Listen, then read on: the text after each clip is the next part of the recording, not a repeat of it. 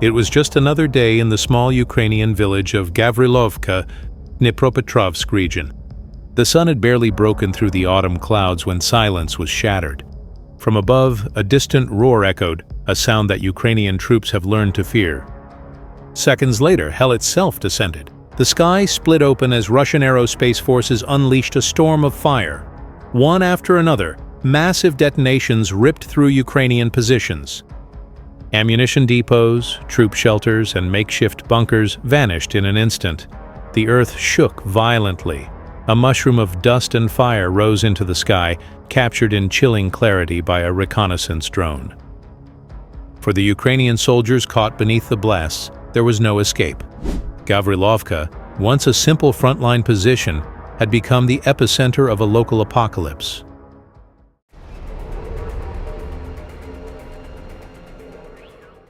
The strike was carried out by pilots of Russia's 11th Guards Air Force and Air Defense Army, using the Su-34 fighter bomber, one of Moscow's deadliest workhorses. The weapon of choice? The infamous FAB-series bombs, most likely the FAB-500, upgraded with the UMPK glide kit. Wave after wave rained down. The explosions were not just destructive, they were overwhelming. The reconnaissance drone footage showed shockwaves tearing through Ukrainian fortifications, igniting fireballs that lit up the horizon. Reports confirmed that Ukrainian troop positions and ammunition storage sites were obliterated, leaving nothing but debris. When the dust cleared, Gavrilovka was unrecognizable.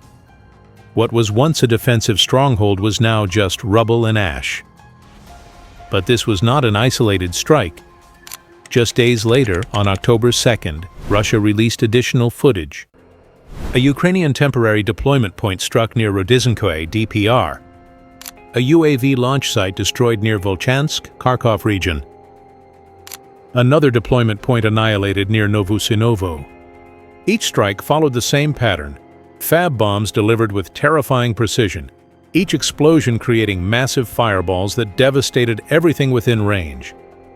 The final blast producing a massive fireball so intense it could kill by shockwave alone.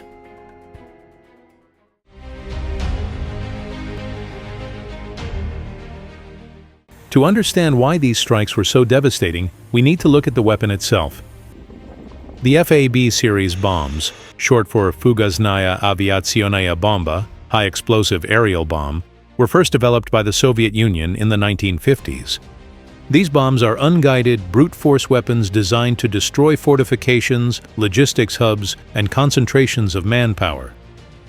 The most common variant in Ukraine is the FAB-500, a 500-kilogram bomb packed with nearly 200 kilograms of high explosives. But with the addition of the UMPK kit, Russia has transformed these old Soviet bombs into modern glide weapons. The UMPK module adds folding wings and satellite navigation, allowing the FAB to glide up to 40 to 70 kilometers from the release point. This means Russian aircraft like the Su-34 can drop the bombs without entering the range of most Ukrainian air defenses. It's a cheap but highly effective solution, turning a Cold War relic into one of the most destructive tools in Russia's arsenal. On the battlefield, FAB bombs have proven brutally effective. Against Western armor, even advanced tanks like the Leopard 2 or Challenger cannot survive a direct hit. Against logistics hubs, warehouses and supply depots erupt in chain reaction explosions. Against fortified positions, even underground bunkers collapse under the sheer blast pressure. Psychological impact. Soldiers describe FAB strikes as miniature nuclear bombs. The terror they inspire often forces troops to abandon positions.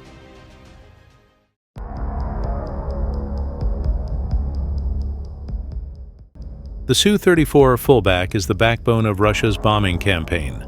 Developed in the 1980s and entering service in the 2000s, the Su-34 is a twin-engine, twin-seat fighter bomber built for precision strikes and long-range missions. It can carry 8 tons of ordnance, operate in all weather conditions, and is equipped with advanced radar and defensive countermeasures. In Ukraine, despite NATO intelligence support, Ukraine has struggled to counter the Su-34. Even Western-supplied air defenses like Patriot and NASAMS cannot cover every frontline position. And with Russia deploying hundreds of FAB bombs every week, the Su-34 has proven itself as one of the most important aircraft in the war. Despite heavy attrition in some phases of the war, the Su-34 remains one of Russia's most feared platforms, proof that even in contested skies, Moscow has managed to maintain strike superiority.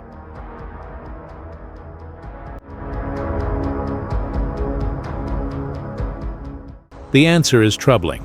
FAB bombs, especially with UMPK, are difficult to intercept. They are cheap, mass-produced, and launched from safe ranges.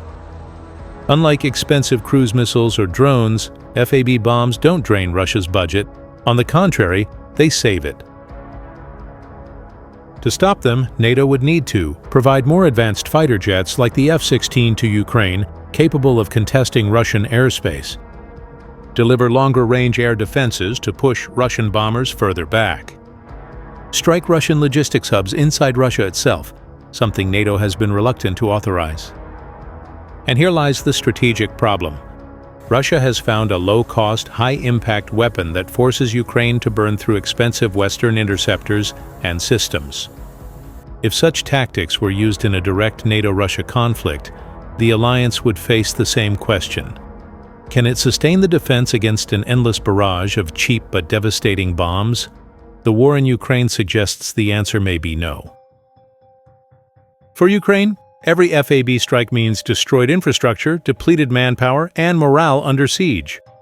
For Russia, it is proof that quantity, when combined with just enough modern technology, still has a decisive edge. For NATO, it's a warning.